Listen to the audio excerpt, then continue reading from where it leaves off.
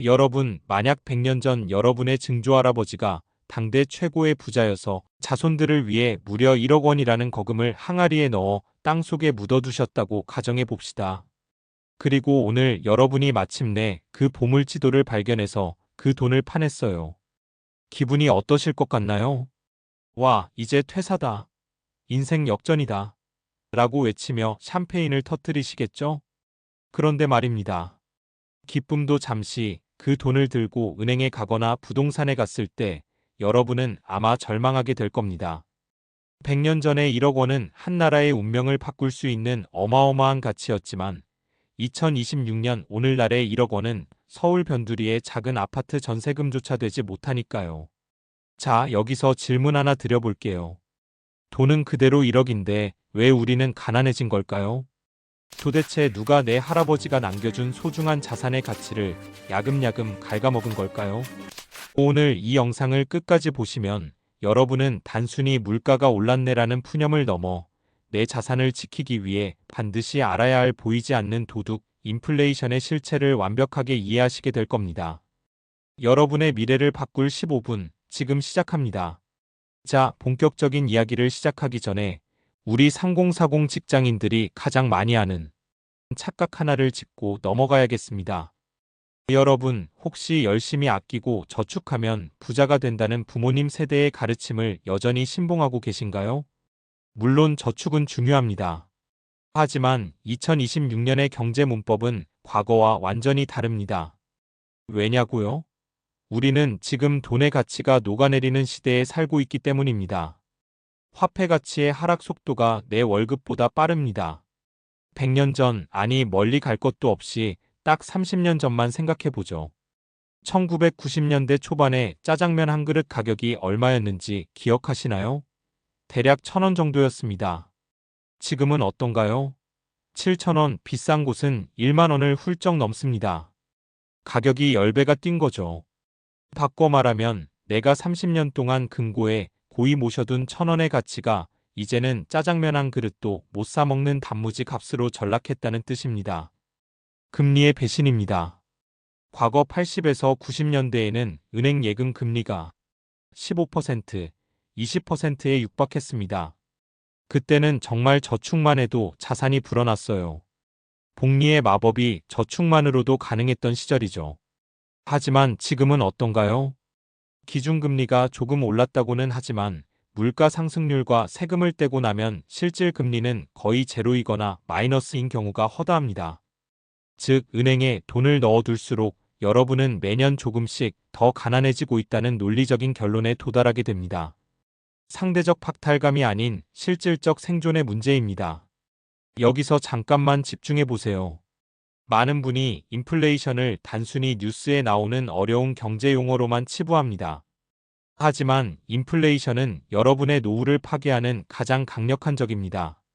내가 은퇴 후 매달 300만 원이면 충분할 거라 생각하고 연금을 준비했는데 막상 20년 뒤에 그 300만 원으로 살 수 있는 게 지금의 100만 원어치밖에 안 된다면 어떻게 하시겠습니까? 끔찍한 일이죠. 과거에는 성실함이 부의 척도였다면 이제는 경제적 지능이 부의 척도입니다. 돈을 모으는 것보다 중요한 것은 내가 가진 돈의 구매력을 어떻게 유지하고 증식시킬 것인가입니다. 자, 그렇다면 우리는 왜 이런 현상이 벌어지는지 근본적인 원인을 알아야 합니다. 왜 국가는 돈을 계속 찍어내고 왜 물가는 한번 오르면 내려올 줄 모르는 걸까요? 이제 본론으로 들어가서 중학생도 단번에 이해할 수 있는 아주 쉬운 비유로 인플레이션의 메커니즘을 파헤쳐 보겠습니다. 경제학 책을 펼치면 통화량 팽창에 따른 화폐 가치 하락 같은 머리 아픈 용어들이 쏟아지죠. 다 잊으세요. 딱 하나만 기억하시면 됩니다. 돈은 바닷물이고 물건의 가격은 그 위에 떠있는 배라는 사실을요. 상상해 보세요. 아주 평화로운 항구에 배들이 떠 있습니다. 그런데 갑자기 바닷물의 양이 엄청나게 늘어납니다. 그럼 배들은 어떻게 될까요? 배가 스스로 엔진을 켜서 올라간 게 아닌데도 바닷물이 차오르니까 배의 높이도 같이 올라가죠. 이게 바로 인플레이션입니다. 짜장면 가격이 아파트 값이 스스로 엔진을 달고 올라간 게 아니라 시중에 풀린 돈이라는 바닷물이 차오르면서 그 위에 떠 있는 모든 것들의 수위를 높여버린 겁니다. 그럼 질문, 바닷물은 왜 자꾸 차오르는 걸까요? 그건 현대 자본주의가 빚이라는 연료로 돌아가는 엔진이기 때문입니다. 국가가 경제를 살리려고 돈을 찍어내고 은행이 대출을 해줄 때마다 세상에는 없던 돈이 새로 생겨납니다. 돈이 흔해지니 돈의 가치는 떨어지고 그 돈으로 살 수 있는 것들의 숫자는 커지는 거죠. 결국 인플레이션은 단순히 물가가 오르는 현상이 아니라 화폐라는 종이 조각에 힘이 빠지는 과정이라고 보는 게 정확합니다. 왜 내 월급만 수면 아래에 있을까? 여기서 우리가 진짜 화가 나는 포인트가 하나 있죠. 바닷물이 차오르면 내 월급이라는 배도 같이 올라가야 하는 거 아닙니까? 라고 묻고 싶으실 거예요. 그런데 안타깝게도 인플레이션의 전파 속도는 평등하지 않습니다. 이걸 경제학에서는 칸티용 효과라고 부릅니다. 새로 찍혀 나온 돈은 가장 먼저 정부나 은행 혹은 자산가들에게 흘러갑니다. 그들이 그 돈으로 주식이나 부동산을 사며 자산 가격을 먼저 끌어올리죠. 그 돈이 돌고 돌아 평범한 직장인의 월급 봉투에 도착할 때쯤엔 이미 마트의 계란값과 기름값이 저만치 달아나 버린 후입니다. 즉 월급쟁이들은 언제나 차오르는 바닷물에 코끝까지 잠긴 채 허우적거릴 수밖에 없는 구조라는 겁니다. 잠깐 여기서 흥미로운 반대 의견이 있을 수 있어요. 그럼 물가가 떨어지면 좋은 거 아닌가요? 만약 내일 아침에 모든 물건값이 반값이 된다면 당장은 행복하겠죠. 하지만 사람들은 더 떨어질 텐데 나중에 사자며 지갑을 닫을 겁니다. 기업은 물건이 안 팔리니 공장을 멈추고 직원을 자릅니다. 소득이 없어진 사람들은 더더욱 소비를 줄이죠. 이 늪에 빠지는 게 바로 디플레이션입니다. 그래서 정부는 경제가 멈추지 않도록 여러분의 지갑 속 현금 가치를 매년 조금씩 갉아먹더라도 인플레이션이라는 우상향의 바닷물을 계속 채워 넣는 겁니다. 100년 전의 1억은 어디로 갔을까? 우리가 오프닝에서 이야기했던 100년 전의 1억 원을 다시 떠올려 볼까요? 1920년대에 1억 원은 한강 다리 몇 개를 놓을 수 있는 돈이었습니다. 그런데 지금은 서울 아파트 한 채 사기에도 턱없이 부족하죠. 100년이라는 시간 동안 원이라는 화폐의 가치가 99% 이상 소멸했다는 뜻입니다. 만약 증조할아버지가 1억 원을 현금이 아니라 금이나 땅으로 남겨주셨다면 어땠을까요? 아마 여러분은 지금 이 영상을 강남의 펜트하우스에서 보고 계실지도 모릅니다. 금과 땅은 바닷물이 차오를 때 함께 떠오르는 튼튼한 배였지만 현금은 바닥에 묶여있는 닻이었으니까요. 자, 이제 우리는 불편한 진실을 마주해야 합니다. 성실하게 저축만 하는 것은 사실상 내 미래 자산을 서서히 녹여 없애는 가장 위험한 도박이라는 사실을요. 인플레이션이라는 거대한 파도는 멈출 생각이 없습니다. 그렇다면 우리는 이제 질문을 바꿔야 합니다. 어떻게 하면 내 자산을 바닥에 묶인 닻이 아니라 바닷물과 함께 떠오르는 강력한 배에 태울 수 있을까? 이 근본적인 깨달음이 오늘 영상의 핵심입니다. 화폐의 허상을 깨달은 여러분을 위해 이제부터는 3040 직장인이 당장 실행할 수 있는 가장 현실적이고 강력한 자산방어 전략을 구체적으로 짚어드리겠습니다. 닻을 끊고 배의 엔진을 켜야 할 시간입니다. 자, 이제 우리는 알았습니다.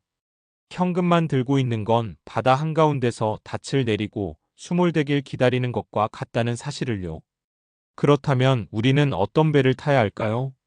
3040 직장인 여러분, 지금부터 제가 드리는 3가지 전략은 반드시 기억하셔야 합니다. 첫째, 현금을 자산이 아닌 대기 자금으로 정의하세요. 많은 분이 통장에 찍힌 숫자를 보며 뿌듯해합니다. 하지만 그 숫자는 인플레이션이라는 햇볕 아래 놓인 얼음입니다. 가만히 놔두면 녹아 없어지죠. 이제부터 현금은 가지고 있는 것이 아니라 무언가를 사기 위해 잠시 머무는 곳이어야 합니다. 생활비와 비상금을 제외한 나머지 돈은 반드시 바닷물과 함께 떠오를 수 있는 생산수단으로 치환해야 합니다. 둘째, 시간이 지나도 가치가 변하지 않는 것에 집중하세요. 100년 전에 1억 원은 종이 조각이 됐지만 100년 전의 금이나 땅은 지금도 그 가치를 유지하고 있습니다. 인플레이션 시대에는 주식, 부동산, 그리고 최근 디지털 금이라 불리는 비트코인 같은 희소성 있는 자산이 우산 역할을 합니다. 특히 3040 여러분은 우량 기업의 주식이라는 배에 주목해야 합니다. 인플레이션이 오면 기업은 제품 가격을 올립니다.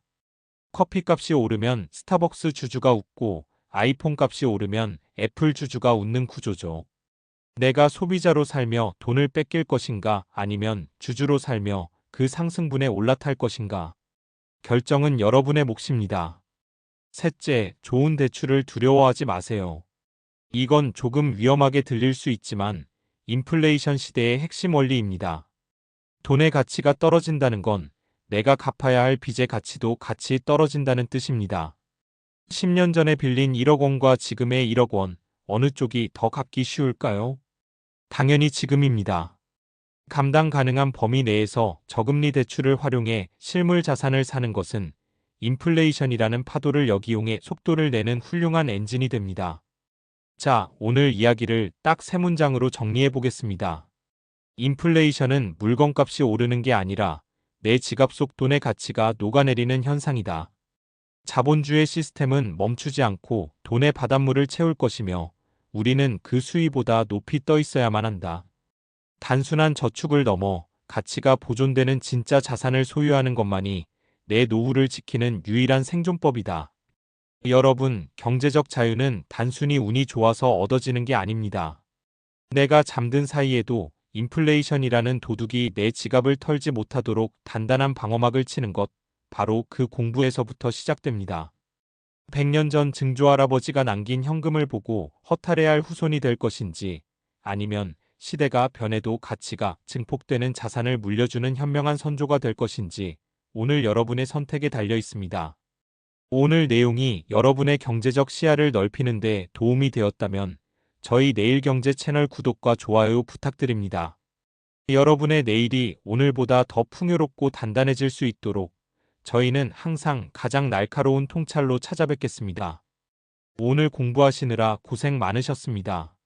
지금까지 여러분의 미래 대비 파트너 내일경제였습니다. 감사합니다.